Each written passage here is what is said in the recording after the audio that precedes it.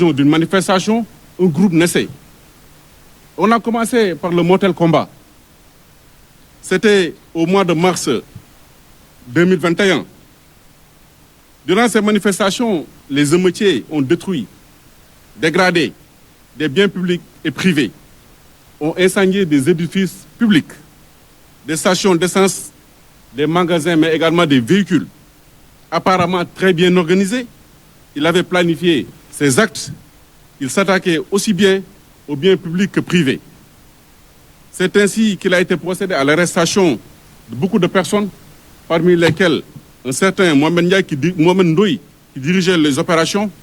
Il y avait également Wandou Sissé, Mamadou Koïta, Cheikh Hassan Bassirou Sané, Abdoulaye Faye, entre autres. À cette occasion, ils sont poursuivis et inculpés pour appel à l'insurrection, provocation à un attroupement armé, participation à un attroupement sur la voie publique, trouble à l'ordre public, destruction et dégradation de biens publics et privés, actes de nature à compromettre la sécurité publique, actions diverses et rassemblements en cause des dommages aux personnes et des biens, violences et voies de fait commises sur des agents de la force publique dans l'exercice de leurs fonctions, mais également d'incendies criminels. Ils sont poursuivis, placés sous mandat de dépôt par le premier cabinet. Parmi les conséquences des appels à l'insurrection, on a également le dossier force spéciale. À l'occasion des manifestations qui ont été projetées à la place de la nation par la coalition Yewwi Askan Wi, le 17 juin 2022, est interdit d'ailleurs par le préfet de Dakar. Il a été donné aux enquêteurs des informations faisant état de ce qu'un groupe d'une dizaine d'individus s'organisait en vue d'attaquer les forces de défense et de sécurité le jour de la dite manifestation.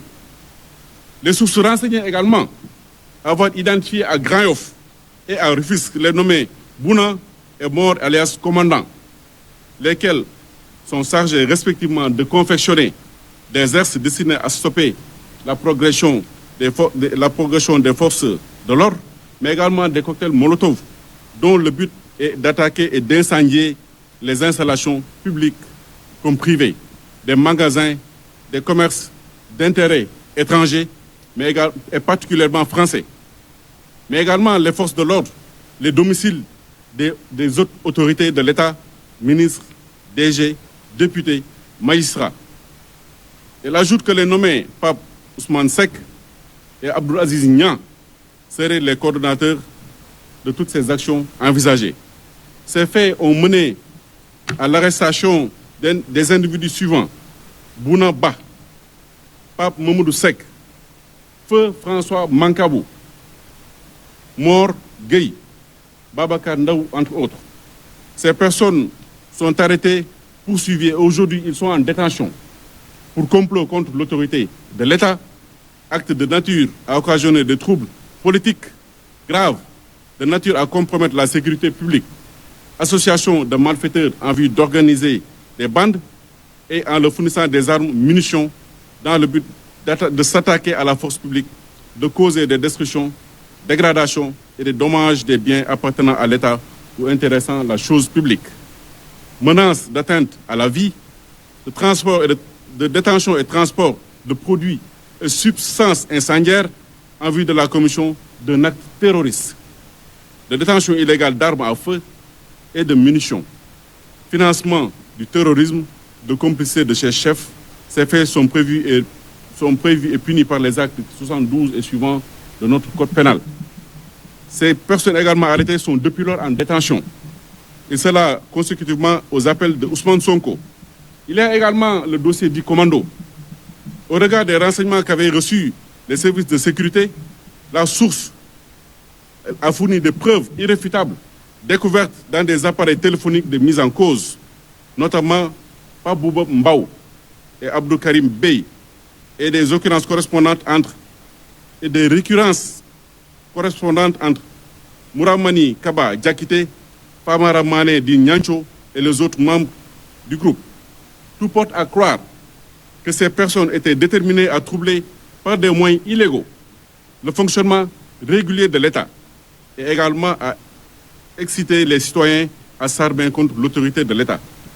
L'ingéniosité et la détermination des mises en cause consistaient à planifier des réunions secrètes, à organiser, détruire les moyens de l'État, sont révélatrices de leur entreprise criminelle, terroriste et de leur intention de troubler l'ordre public de manière générale pour rendre le Sénégal ingouvernable en semant le chaos et le désordre total. Ces individus étant dans la stratégie et l'opérationnel avaient comme cible les stations Total, les magasins Auchan, ainsi que les institutions et les domiciles des personnes qui incarnaient l'autorité publique. Les attaques de bus de Dakar Dem Dikk qui ont été volontairement incendiées justifient à suffisance l'intention criminelle de ces individus chargés de mettre en œuvre les stratégies machiavéliques de Ousmane Sonko. Ces faits ont mené à l'arrestation de beaucoup d'individus, parmi lesquels on peut noter Cheikh Kébé, Mamadou Sané, Moussa Nying, Ahmed Dien, entre autres. Aujourd'hui, cette procédure est également pendante devant le juge du deuxième cabinet. Il y a également le dossier cocktail Molotov, car les enquêteurs, en exploitant une information émanant d'une source digne de foi, faisaient état de ce qu'un groupe de terroristes était en train de planifier des actes de nature à compromettre la sécurité publique, à occasionner des troubles politiques graves pour s'opposer à la tenue du procès en appel de Ousmane Sonko, poursuivi pour des faits de diffamation par M. Mambeyan. Une équipe des enquêteurs est parvenue à les infiltrer en vue de recueillir toutes les informations concernant les stratégies que ces individus comptaient mettre en place dans le but de créer une situation insurrectionnelle dans le pays.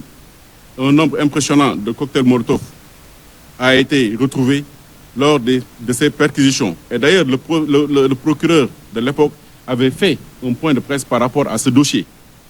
Il avait également été procédé à l'arrestation à l'occasion de ce dossier de Mbaye Kane, Omar Aliou Bitey, alias Cheikh Omar Bitey, Ahmad Bitey, Ahmadou Fofona, Abdourahmane Mboub.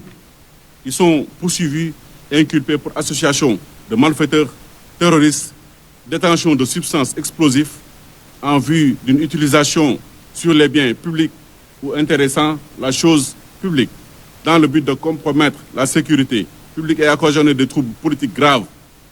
Ils étaient également poursuivis pour financement du terrorisme, d'atteinte à la sûreté de l'État, complot contre l'autorité de l'État.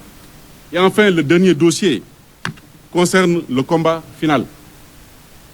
Et ça ne date pas de longtemps. Parce qu'entre le 1er et le 2 juin, à la suite du prononcé du verdict de la Chambre criminelle ayant condamné Ousmane Sonko à 2 ans de prison ferme pour corruption à la jeunesse, le pays a été à nouveau secoué par des séries de manifestations émaillées par des scènes de violence, des actes de destruction, les biens publics, des manifestations au cours de laquelle des pertes en vies humaines ont été notées. L'université Cheikh Anta Diop de Dakar a été attaquée et saccagée. Ceci a été également saccagé et brûlé. Les dépôts de Dakar Dem Dikk ont été également attaqués et brûlés. Divers tronçons du BRT ainsi que l'autoroute à péage ont également subi la fureur des manifestants. Des maisons des autorités politiques, judiciaires, administratives ont été saccagées et brûlées. Des images montrant des manifestants lourdement armés et circulant dans les rues de la capitale ont circulé dans les réseaux sociaux. L'objectif final était de marcher sur le palais pour y déloger le président de la République.